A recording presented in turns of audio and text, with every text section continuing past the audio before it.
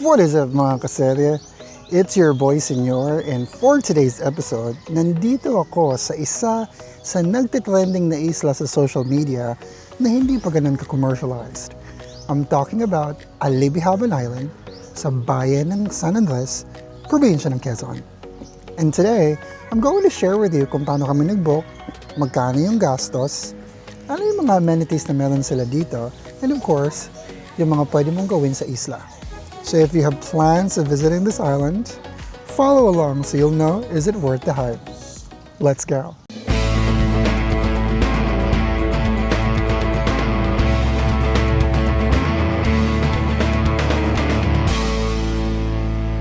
Mga kasaya, nag-book kami sa Alibihaban Travels and Tours on Facebook. And then this is the link. I'll flash that on the screen. And then you have two options that you can choose from. You can either be a joiner, sasama ka sa isang grupo, or if you have at least a minimum of 11 packs, pwedeng isang exclusive group kayo. So how much did we pay? We paid 3,099 pesos per head. That's inclusive of the back and forth transport from Metro Manila, inclusive of full onboard meals dito sa isla. So that's including lunch ng day 1 pagkadating nyo, dinner, and then breakfast the following day. And then it also includes yung activities wherein you will be visiting the mangrove and sandbar and the floating cottage na nasa gitna ng dagat. And one last thing you need to know, yung including na amenities for that amount is a tent that's good for 2 packs. However, there are opportunities for you to upgrade, and I'll show you the options of the amenities later on. Since isang grupo kami, and where majority of us are from Pasig or Quezon City area, nagpasundo kami sa Starbucks sa The Grove. Sundo kami doon at around 10:30 p.m. And then we traveled from Metro Manila all the way sa bayan ng San Andres.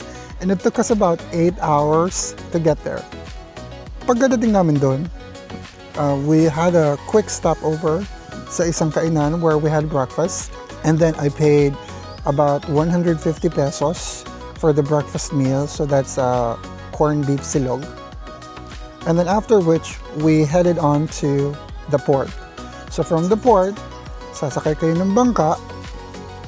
And then yung bangka, yung maghahatid sa inyo papunta sa isla ng Alibihaban.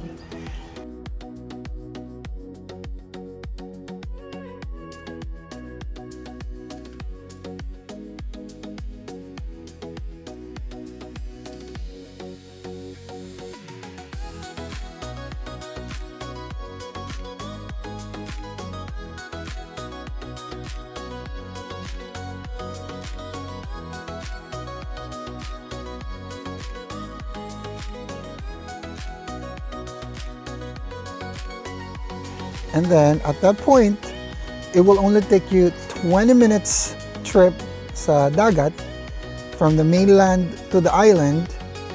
And then pagdating nyo, yung tour guide nyo ang maghahatid sa inyo sa amenities. So naglalakad na kami ngayon. Papunta na doon kami dun sa kung saan kami naka-book. Dito, merong campsite na tinatawag. Pero kami, nag-upgrade kami. Nag-rent kami ng mga kubo and then rooms with aircon. Pero part na ng package yung mga tents.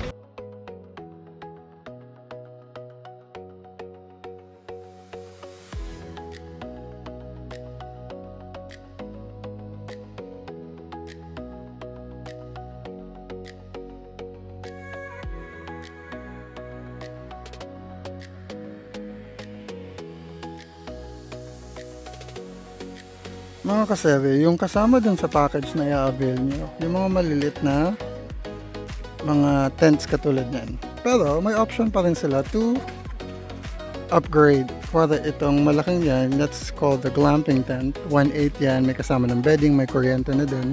And then ganito yung itsura ng campground dito. Meron din mga kubo na may electric fan. I'll show you kung ano yung mga options later on. Yung isang example ng glamping tent na tig 1,800, ganito siya. Yan. So, feeling ko magkakasya dito mga 45 people. Magkakaroon ka ng banig dito sa labas and then may airbed ka dun sa loob. May kuryente na din to and then electric fan. So, ayan, upgrade mo yan, that's 1,800 if hindi mo gustong mag-tent. So, madami ding options dito ng glamping tent in case yun yung mas trip mo. So, ayan, example. So, ito yung isang option nila dito kung hindi mo gusto mo mag-tent. Ito yung kubo nila na good for 2 to 3. Yung presyo nito is 1,500. This is good for 2 to 3. Tapos, meron siyang kama sa loob at may electric fan na din. Yan. So, ganyan yung itsura niya sa loob. Kung gusto mo ng medyo mas private, instead na magte-tent ka. Ayan.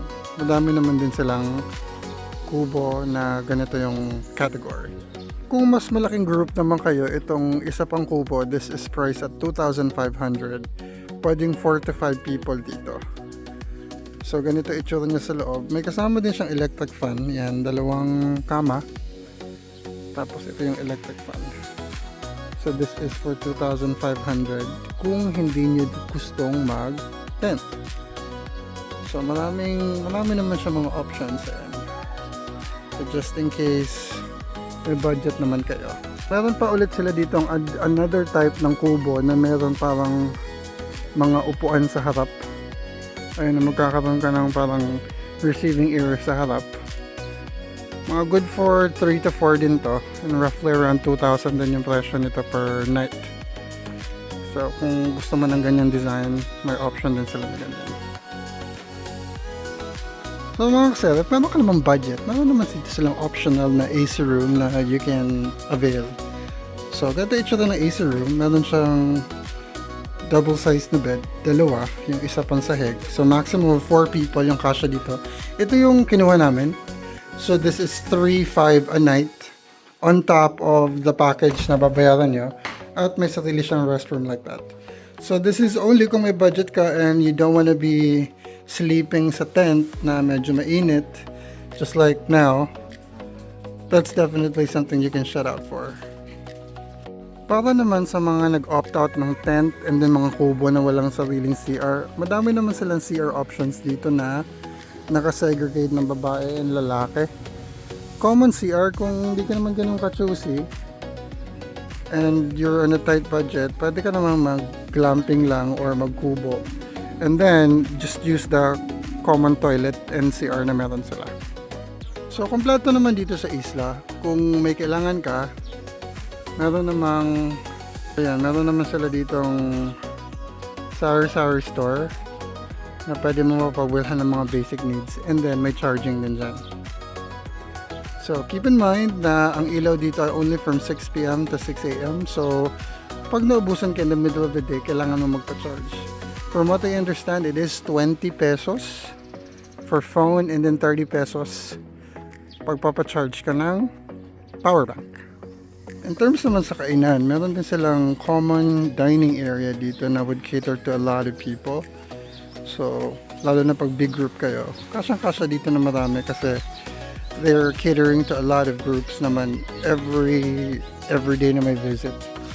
Sakto lang na Sunday kami nandito, so umuwi na yung mga tao, kaya halos kami na lang yun nandito. But magkakaroon ka ng lugar to eat, and they serve lunch and dinner and then breakfast the following day dito.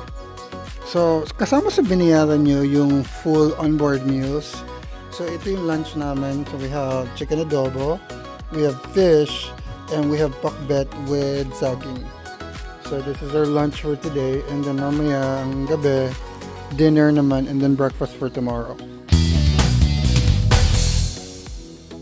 So after we had lunch, dumiretso na kami sa may Pampang kasi susunduin na kami ng bangka. And yung bangka, ihahatid kami doon sa unang activity for the day, which is yung visiting the mangrove forest na may sandbar. So dumating na kami dito sa sandbar. Ito na ang very famous na Alibi Haban Sandbar. And explore natin ito dito.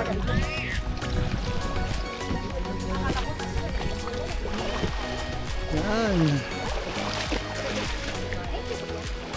Napakaganda naman dito, guys. Oh my God. Buti nga ngayon medyo high tide ng konti, so may tubig. Ayan. So, ganito yung itsura. I will take some footage, aerial footage, para ma-appreciate niyo yung ganda nito, but this is how it looks like from down here.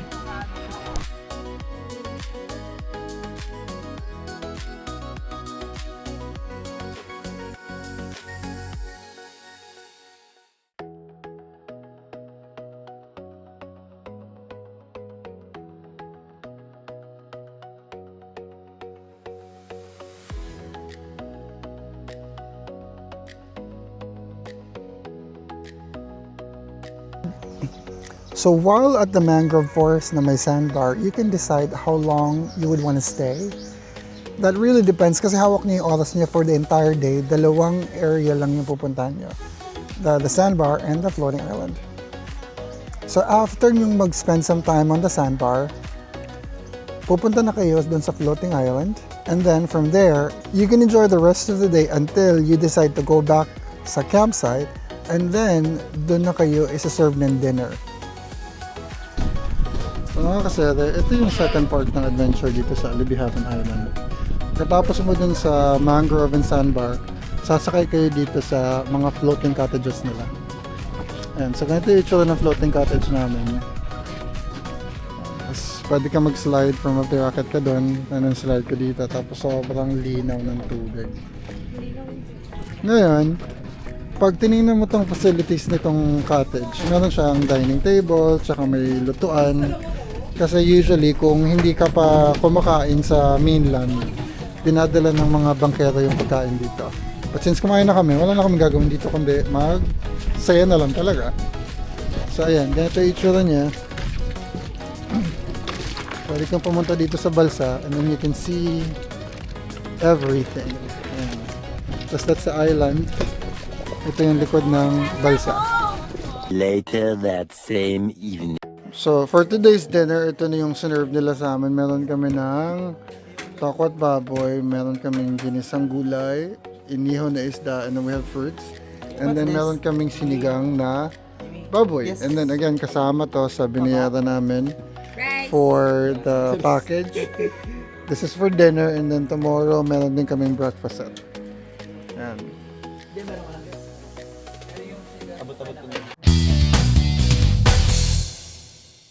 So just a few things that you need to remember if you are going to visit this island. Number one, mahina ang signal. So if you're at the campsite, halos wala kang makikitang signal ng Globe or Smart. So mahihirapan ka mag-connect online. While there is piso Wi-Fi on board na pwede mong gamitan, sometimes during my experience, mabagal siya and then nagdi-disconnect din siya every now and then. Also, electricity. Electricity is only available from 6 p.m. to 6 a.m. So if you lost battery during the day while you're out doing the activities, I highly recommend that you bring a power bank that can supply power to all your gadgets. Tulad sa akin, you have a drone, you have a 360, I have this Osmo Pocket 3 plus my phone. So kailangan ko talaga ng electricity just to be able to use my gadgets continuously. Although, meron din namang sari-sari store dito na you can use to charge your devices. The fee to charge your device is 20 pesos for phone and then 30 pesos for power bank. So if you're going to ask me my verdict, my verdict in visiting this island, this is something that is okay. I feel like it's worth the hype kasi maganda naman yung sandbar. It's not different if you've been to other places like Boracay or yung isla sa may Camarines Norte or other places na camping yung atake. Very similar yung experience. The difference is yung dito, madami kang options kasi pwede ka nga mag-upgrade ng room. If you want your own restroom, gusto mo naka-aircon, pwedeng gawin. And then, in terms of the cost, napamahal lang siya kasi nga, kasama sa package yung transport from Metro Manila to San Andres. If you have your own car, you can reach out to their Facebook page and determine how much na lang yung babayaran nyo kung kayo mismo yung magdadala ng sasakyan. Also, I would like you to know that there are additional activities that you can do within the municipality of San Andres. Kuwari, I also saw videos na pwede kang umakyat sa mga mountains na parang chocolate hills. And then there's also falls na pwede mong i-visit. So I've seen these videos online. There were a lot of content creators who created that video. Unfortunately, in the interest of time, hindi namin kakayanin na bisitahin pa yan dahil since I am with colleagues na may mga pasok today, so we have to leave early para makaabot sila sa shift nila. So if you were to ask me if it's worth the hype, I would say na it is very similar to other places in the Philippines na medyo camp din yung atake. The only difference is that here, you have the option to upgrade. So kung gusto mo ng air-conditioned room, gusto mo na may sariling CR, you do have the option to do that kung may extra budget ka. Nonetheless, the experience is okay kasi wala ka nang kailangang isiping pagkain, lahat ng bagay isa-serve na sa'yo. Okay naman yung lugar, maganda naman yung dagat, and the entire place is very relaxing. So that's it for me mga kaseri. If you enjoyed this video, please don't forget to like and share. It's your boy Senor. Remember to always drive safe and don't forget to pray before you drive. Until the next area, Senor is now signing off.